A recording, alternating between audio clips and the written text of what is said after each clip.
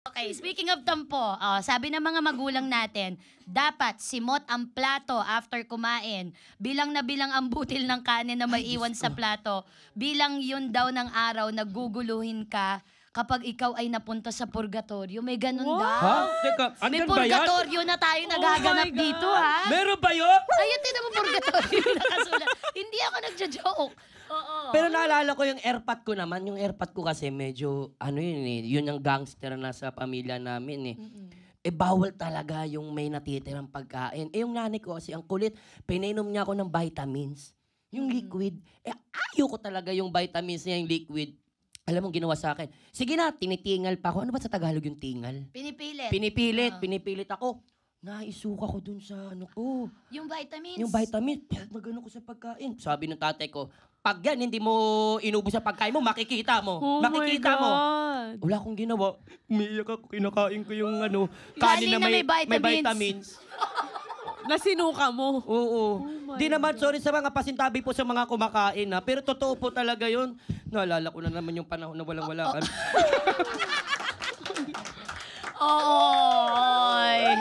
Nakakatawa tuloy, no? Pero totoong mahirap ang buhay, no? Totoo. Kasi mahal ang vitamins din, excuse me. Yeah. Tama. Okay na rin na kinain mo kasi kung hindi mo kinain, gaganon yung kanin.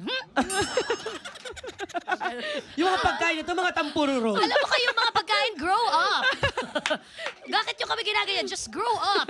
Oh, shut up, ha? Okay. Alam mo, maganda na kutsara na lang yung nalaglag kasi meron na naman tayong strong na kababaihan representation Totoo. today.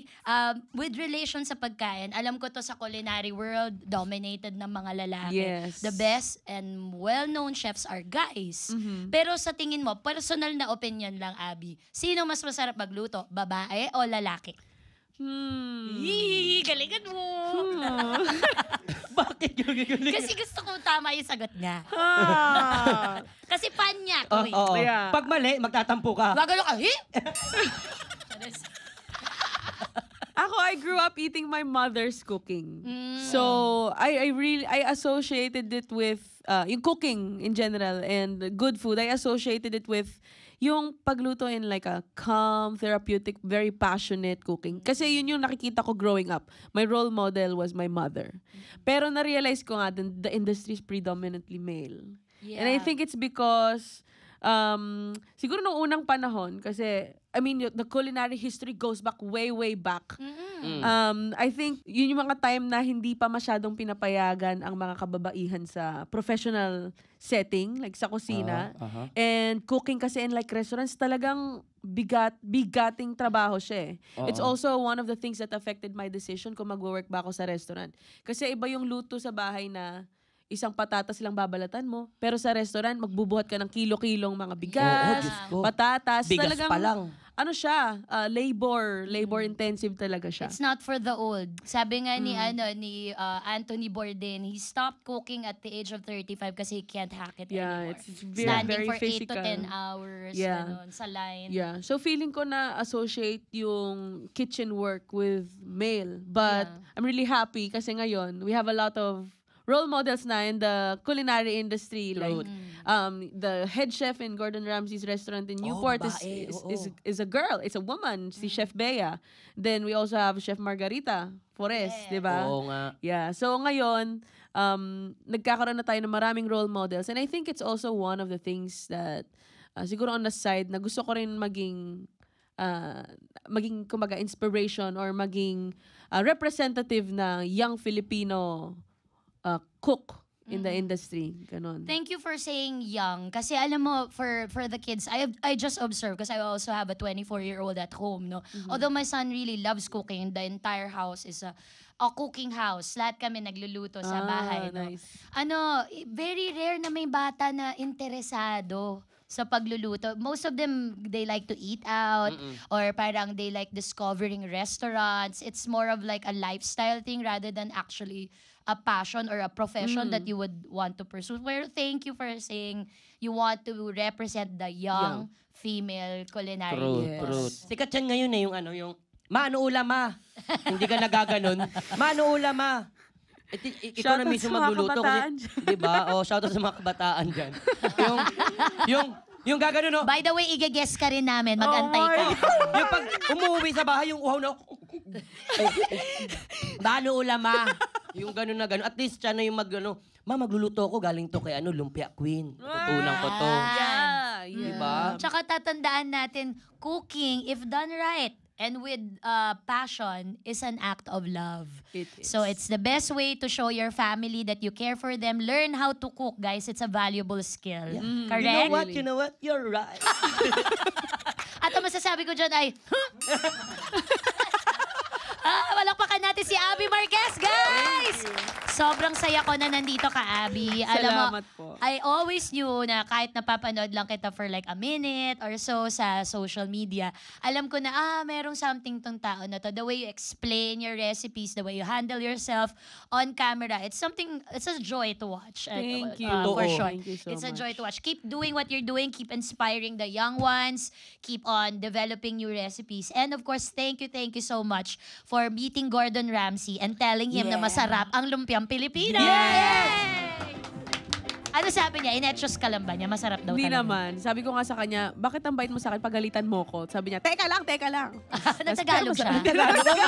Sabi ko, Tagalog pala. Galing, no? Talaga inaral niya yung kultura dinaro. Hindi, sobrang natuwa siya. Kakatawa. Taga Malay-Balay Bukid nun pala si Gordon Ramsay. Hindi pala siya Paring British. Gordon.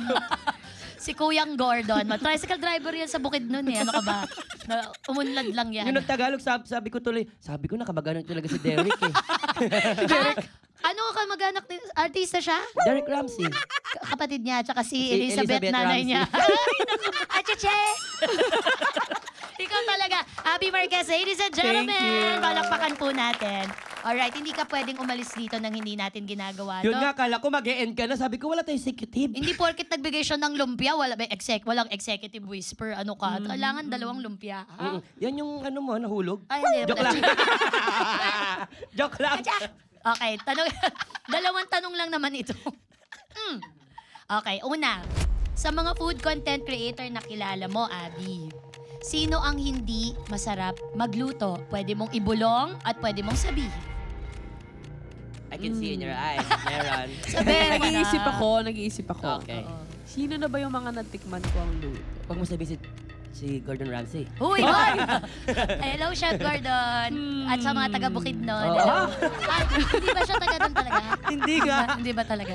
So far, I can say na wala pa naman. Yung na-disappoint ako, wala pa naman. Alam mo, showbiz na si Abby. Oh. Hindi, wala Ay. pa talaga. Kasi bihira din eh. Tsaka mabait si Abby, hindi niya sasabihin. Tanungin mo yung Oo. pangalawa, Ito, baka ito, sakaling ito. Ano yan? mahulog Sa mga siya. content creators o influencers, kahit hindi sa food na nakasalumuha mo, sino ang pinakamayabang? I'm sure. Pinakamayabang. Kahit nga dito sa showbiz, Ano naman to? kahit nga dito sa showbiz, ang dadami yung mga mayayabang kayo. Sa Yung nung influencers nakita pa kaya. mo, na pag ganun ka, ba naman yan? Yabang. Nakakainis. Kala mo nun. God. Ano sabi niya? Ano nakita niya? Sino pinakamayabang? Dali. Alam mo, Pwede mo ibulong. I will say, aminado kami magkakaibigan na mayayabang kami. Kayo lahat? Kami, Kat and Jean, Juju Mau, ako. Sinasabihan namin yung isa't isa na, ang yabang mo na, ganon. Pero it's a playful. Yabang na parang puri pa rin. Ang yabang mo na medyo pure. Kasi, ito medyo mapapalalim. Pero, Go lang. yung gusto namin kasing gawin sa creator industry is, yung pinaka-status ng pagiging creator is mas ma-appreciate siya, especially for when working with brands. So, niyayabangan namin na hindi dapat we know our worth. Ganyan. Ganong yabang. Pero yung In a yabang good na... way. In In a good way. Pero yung yabang na... Yung totoo. Kailangan makita ko yan sa isang content Yung, ko. yung parang... Ang susunod nating lulutuin ay masyoray. And one thing I would say, yung mga super taas na ng narating na Yan yung feeling totoong natin mayabang. mayabang, pag na-meet mo sila in person, ma-realize mo na sobrang down to earth nila. Wala. Pero yung totoo, sino talaga yung Oo. totoong Yung mayabang? Sige na, mayabang in a good wala. way. Sige na, hindi ka namin pa-uuwiin. Doon naman tayo sa in a bad way. Oo. Sige na, isa Pwede mo lang. ibulong. Hindi kompleto yung araw namin pag wala to eh. Sige Teka, na. mag-iisip ako, maghuhukay ako. Kahit Baka kasi hindi hindi kami kulinarya, makatulog. i-message mo na lang sa akin. Ha? Pinakamayabang, Oo. Yung totoong mayabang in a bad way. Nung na-meet mo talagang gusto mo dukutin yung ice. Yung gano'n. Yung gusto mo nang gawin mo na rin siyang lumpia. Yun, ganon. gusto mo na siya ibalot at i-deep fry. Teka, mag-isip ako. Yung kilala namin, pero kahit hindi namin kilala, baka mapanood niyo to. Bulong. Sige.